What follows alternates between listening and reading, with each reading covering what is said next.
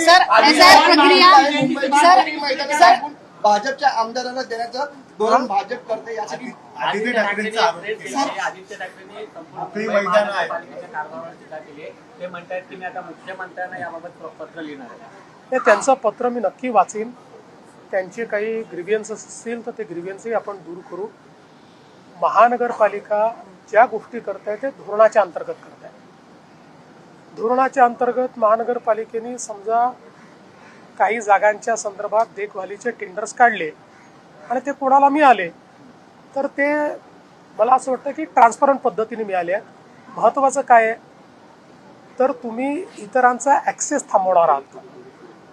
जर त्या ठिकाणी इतरांचा ॲक्सेस थांबत नसेल आणि त्या मैदानाची नीट देखभाल होणार असेल तर कोणाचा आक्षेप असण्याचं कारण नाही.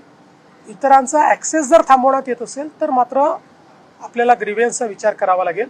मला आता याची पूर्ण कल्पना नाही. महानगरपालिकेचा हा मुद्दा आहे. हा काही मुद्दा राज्य सरकारचा नाही आहे. मी त्याची माहिती घेईन. सर एसआयआर प्रक्रिया राज्यभरात राबवली जाते. अशात जे सायबर चोरीचे प्रमाण आहे ते वाढले. तर लोकांचा डेटा चोरून लोकांच्या बँकेतून पैसे काढल्याचे अनेक प्रकार जे आहे ते फसवणूक होते. कशा पद्धतीने तुम्ही आता कारवाई करणार आहात? त्याचा एसआयआरशी काही संबंध नाही आहे.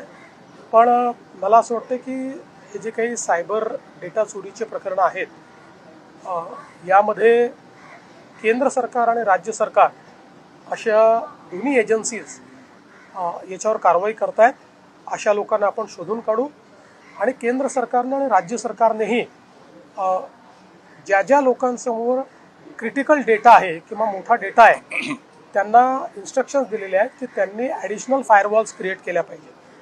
कारण शेवटी डेटा प्रोटेक्ट करणं ही सर्वांची जबाबदारी आहे आणि म्हणून ॲडिशनल फायरवॉल्स आणि प्रोटेक्शन तयार करण्याच्या संदर्भातले आणि या सगळ्यांनी आपलं जे काही डेटा आहे त्याचं ऑडिट करून घेणं या गोष्टींचं आम्ही त्यांना माहिती दिली.